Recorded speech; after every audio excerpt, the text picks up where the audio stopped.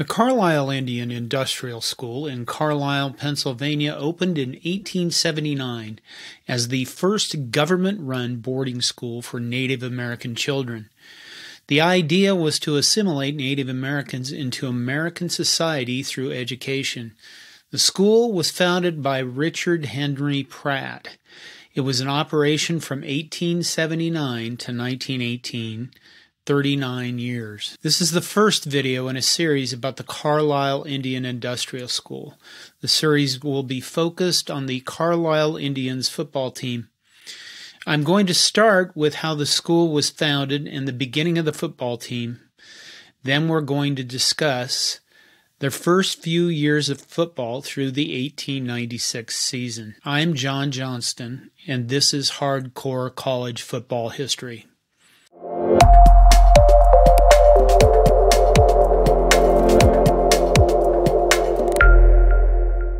Carlisle Indian Industrial School was the brainchild of Captain Richard Henry Pratt. Pratt was career military. In 1861, he enlisted in an Indiana regiment during the Civil War, seeing action at the Battle of Chickamauga. After the war ended, he ran a hardware store in Logansport, Indiana for 2 years, then rejoined the Army in March 1867. He was assigned to the 10th Cavalry, a unit composed largely of recently freed slaves and Indian scouts, and they were assigned to Fort Sill, which is in now what is Oklahoma. From The Real Americans by Sally Jenkins. The 10th Cavalry, when Pratt joined it in the summer of 1867, was engaged in the chaotic task of trying to restrain and pacify the agitated tribes of the southern plains in the face of encroachments from white settlers and the track-by-track advance of the railroads. The question the U.S. government had to answer was how to clear these tribes out of the way of colonization while still calling itself a moral nation. Policymakers arrived at a solution that seemed both simple and virtuous. The Army would drive them to reservations where missionaries would do them the favor of curing their barbarism and teach them to farm. The Bureau of Indian Affairs, the federal agency in charge of administering to the tribes, would protect and subsist them until they could be taught to cultivate the soil and subsist themselves. This doctrine would be fully formalized in 1869 when President Ulysses S. Grant enacted his peace policy. Pratt plays a part in the Red River War of 1874, the basis of which is to forcibly locate the Comanche, Kiowa, Southern Cheyenne, and Arapaho tribes onto reservations in Indian Territory. The U.S. Army succeeds, largely aided by a tough winter, as nearly all the tribes surrender. As the war ended, the Army considered how to punish the worst offenders. There was talk of trying them for war crimes by a military tribunal, but Grant dismissed this, stating they couldn't be tried for war crimes when a state of war cannot exist between a nation and its wards. The other idea was to put them up for criminal trial, but frontier justice would have prevailed, and apparently this was a bit too much even for the U.S. Army. Instead, the prisoners would be sent to a remote eastern port to be held indefinitely as prisoners of war. 72 prisoners, consisting of 33 Cheyenne men and 1 woman, 2 Arapahoes, 27 Kiowas, 9 Comanches, and 1 Caddo, were escorted by Pratt from Fort Sill, Indian Territory, Oklahoma, to Fort Marion in St. Augustine, Florida. He takes the prisoners of war to Florida, where they're absolutely miserable. Several die within the first few days of their arrival.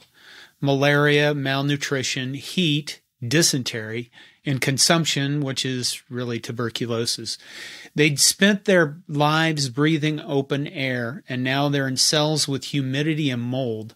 They're homesick. They're confined. They've been stripped of everything they love. They can't see their families, their children.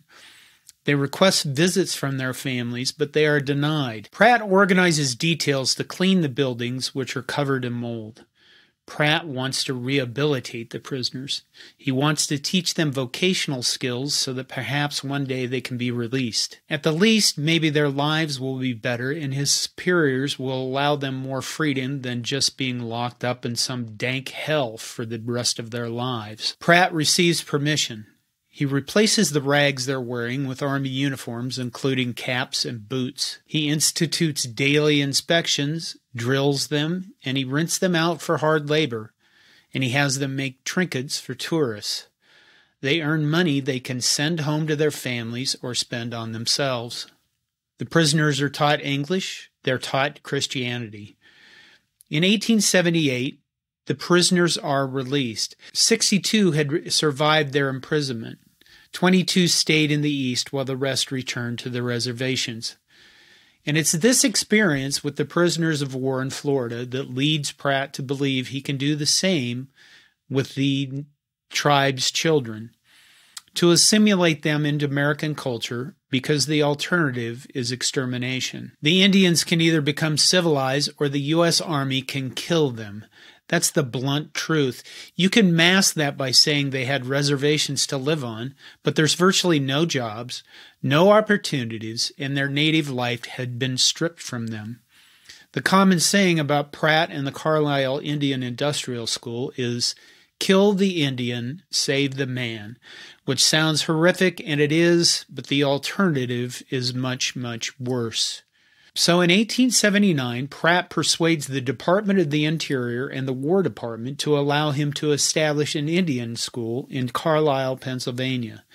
His first requirement is to recruit children from the Oglala and Brule Sioux tribes, some of the same tribes that had annihilated George Armstrong Custer at Little Bighorn just 3 befores. He is specifically told to recruit from Spotted Tail and Red Cloud. And there is a reason. From Sally Jenkins, The Real Americans, the children would be hostages for the good behavior of their people. A pretty horrifying requirement to start. Pratt travels to meet with the Brule elders, again from The Real Americans, which is an excellent book, and I really recommend you read it if you're interested in this whole story. This is a very long quote, but it establishes how Carlisle came about. I feel it's important to understand Pratt's mindset and how he was able to recruit children. Pratt stood and announced that the government had adopted a new policy.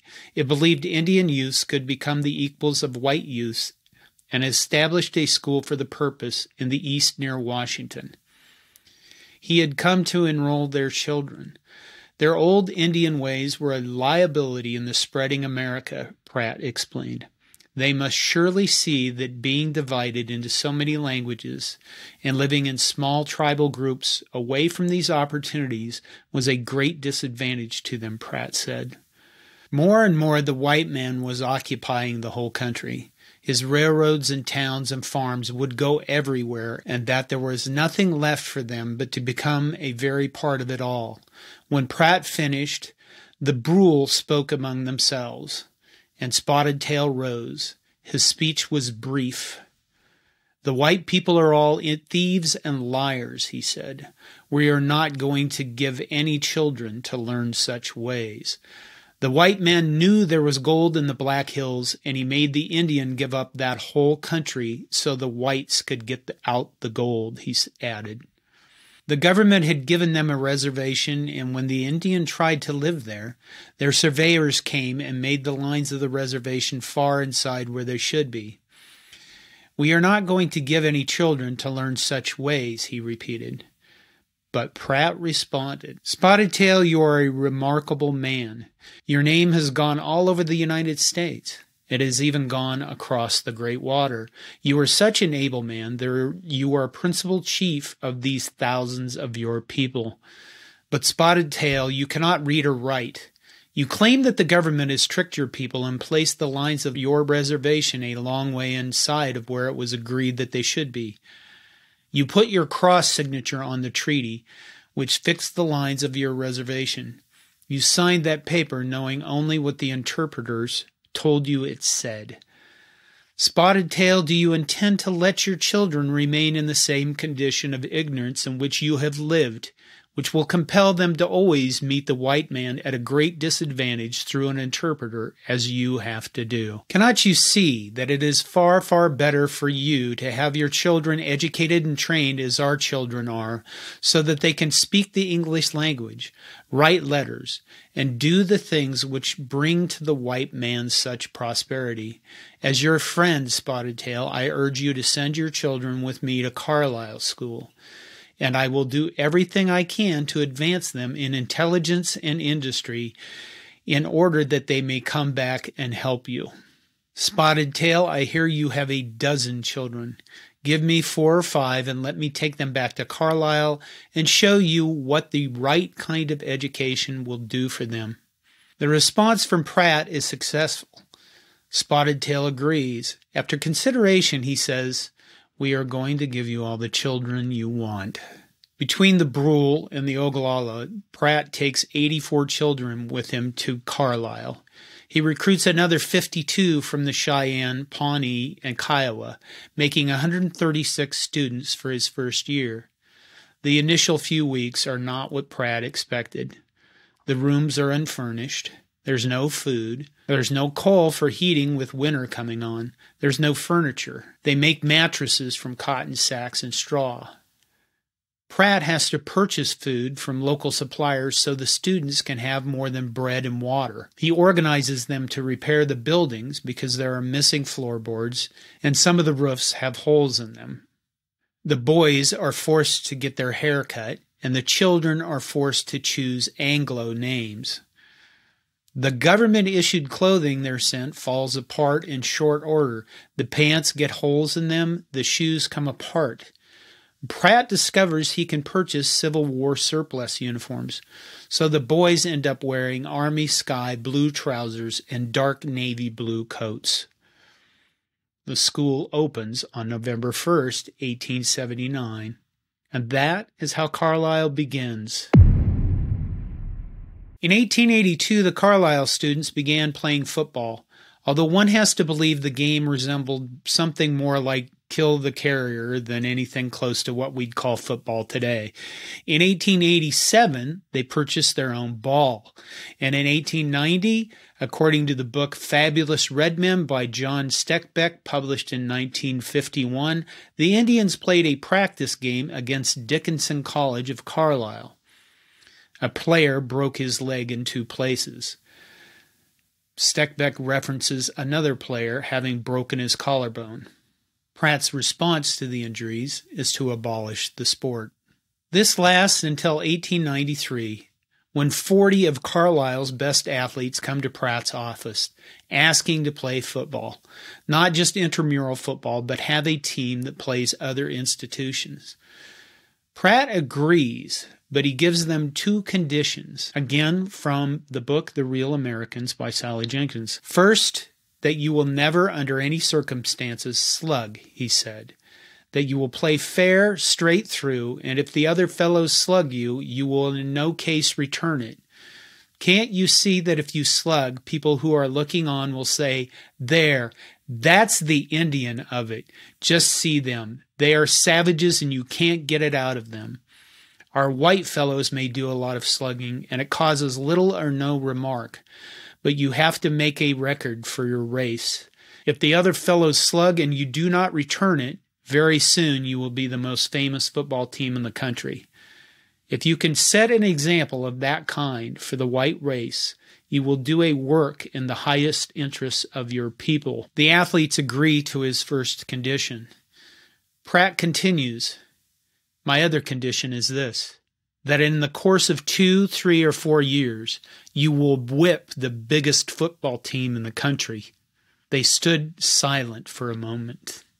The debater, the guy that was making the proposal to Pratt, said, "Well, Captain, we will try." "I don't want you to promise to try. I want you to say that you will do it. The man who only thinks of trying to do a thing admits to himself that he may fail, while the sure winner is the man who will not admit failure. You must get your determination up to that point." The Carlisle athletes pause, but then agree, and in doing so, become the Carlisle Indians football team. They played 2 games in 1893, one against Harrisburg High School, winning 10-0, and another against the educational home of Philadelphia, winning 50-0. The first full season for Carlisle is 1894. They are coached by Vance McCormick, a Yale All-American who decides to help them learn the real game of football. The Indians get their first taste of real competition, going 1-6-2, beating Harrisburg High School at the start of the season, then tying Dickinson but losing to Lehigh, Navy, and Bucknell, amongst others. They don't garner much press, but the New York Tribune on October 21, 1894, reporting on their game against Lehigh, says, "The Indians did the better running and played a game which surprised everybody. Had they known the tricks of the game better, Lehigh's scrub 11 surely would have been beaten. They fare better in 1895. McCormick remains as coach, and the Indians end up with a 4-4 record. But this time their losses come against Penn, Navy, Yale, and Bucknell, teams that all have vastly more resources than the Indians. The Philadelphia Inquirer reports on the game against Penn, October 17, 1895, with a headline stating, "Indians play football, but the scalp of Pennsylvania dangles not from their belts.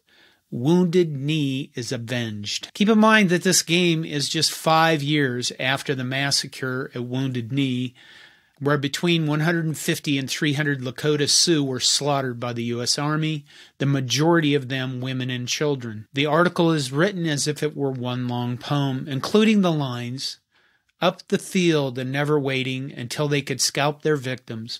War waged fast and war waged furious. Feathers flew and loud yells echoed." Now, if you'd never seen them play, you'd swear the Indians wore loincloths, adorned themselves with war paint, and carried tomahawks onto the football field, because that is how they're portrayed in the newspapers. Later in the season, they play Yale. They lose again, this time 18-0, but receive high praise in the process. From the Boston Evening Transcript, November 7, 1895. The Carlisle School Indians put up a great game against Yale yesterday, and at one time the Yale men on edge for fear that they would score. They totally outplayed Yale at times, notably during the first 25 minutes. The Boston Post reports that Yale narrowly escaped being scored against 3 times by the visitors, but also notes that Carlisle captain Bemis Pierce was disqualified for slugging, and of course there's a scalping reference. The article notes, Captain Pierce and Bass engaged in a scrapping bout, and Pierce was disqualified for slugging. Irving retired with a badly gashed head. "Ugh! Nearly scalped," he muttered as he limped to the lines.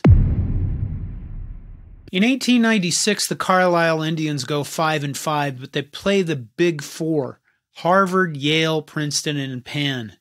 Not only that, but they play them in consecutive weeks. They're always playing on the road because they don't have their own stadium, and they play the toughest competition in the nation.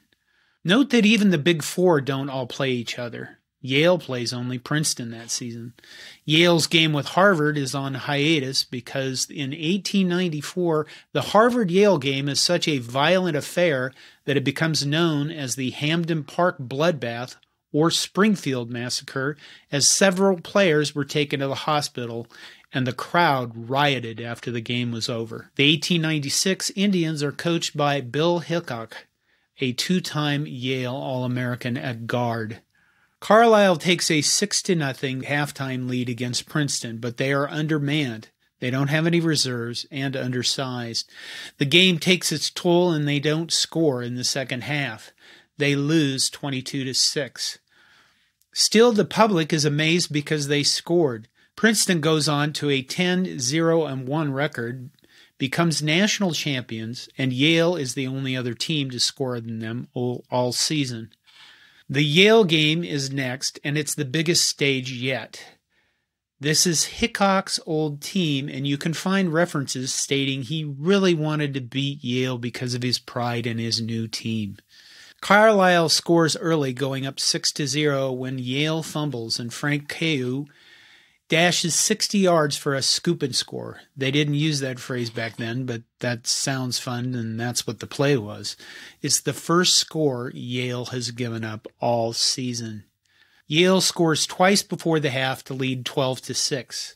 In the second half, Carlisle's Jacob Jamison runs for a 50-yard touchdown, outwitting Yale defenders along the way.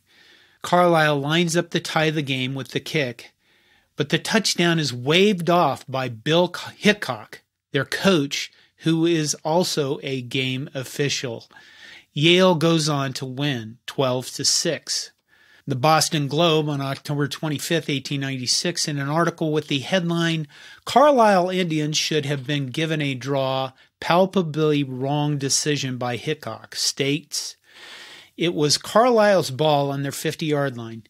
Jamison, who was playing left end, dropped back from the scrimmage, and the ball was snapped back to him. The Indian interference, or blocking, made a hole between right tackle and end through which Jamison struggled. He was partially held but succeeding in shaking off the tacklers and started off with a clear field in front. Two of the Blues went after him, but aided by fine interference, he succeeded in grounding the ball right between the uprights. There was a loud cheer from the crowd, and the Indians on the sidelines were wild with joy. The applause quickly changed into a howl of indignation, however, when the referee was seen waving his handkerchief to Jamison to come back. The Indians were told that the referee thought that Jamison had cried down, but this was denied, and as a matter of fact, the Redskins did not cry down. The crowd kept on hooting, and finally the referee said, "I have made a mistake. That's all about it." For a time, the Indians refused to go on, Captain Pierce, Bemis Pierce, saying, "I'd rather lose the game than be robbed this way." Finally, the Indian captain decided to continue the play, and the team was loudly applauded. Now, Hickok is a Yale man, and he is not letting Yale lose this game if he can have anything to do with it. Needless to say, he is not their coach the following season. Now, this kind of favoritism is commonplace at the time. There was no governing body of officials, so home teams usually picked someone to be an official who would favor them. Note also the phrase about cried down. At that time, there was no clear definition about when a play was dead. The ball carrier was responsible for calling themselves down, hence the phrase cry down. Then there's the bit about, "I've made a mistake and that's it." Now, when you think of Yale, what do you think of? Perhaps you think of intellectual, educated, civilized, elite. And one other word might be sportsmanlike. Now, they're playing against a team that's represented as uncivilized, uneducated, barbaric, savage, that is out for scalps while carrying tomahawks and knives, wearing war paint. Now, you'd think that if Yale were as sportsmanlike or civilized as they'd like to represent themselves to be, that the mistake would have been corrected and the Indians would have their touchdown. But no, this is sports. Earlier in the Boston Globe article, it states, "The plucky Redskins were cheered to the echo as they walked off the field after the game, and the crowd came down from the bleachers and fairly surrounded them." So the Carlisle Indians are becoming a crowd favorite. Next is Harvard. Carlisle plays Harvard nearly even, losing 4-0 in front of 15,000 people.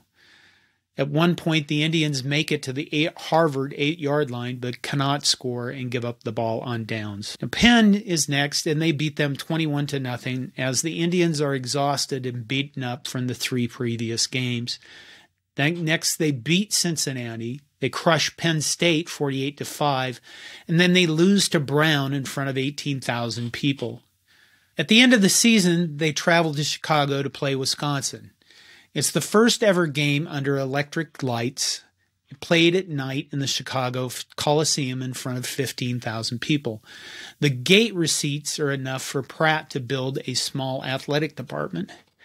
The Indians finished their season whipping Wisconsin 18-8, which is no small feat because Wisconsin, to that point, had won all their games, won the first Western Conference championship, and outscored their opponents 198-12.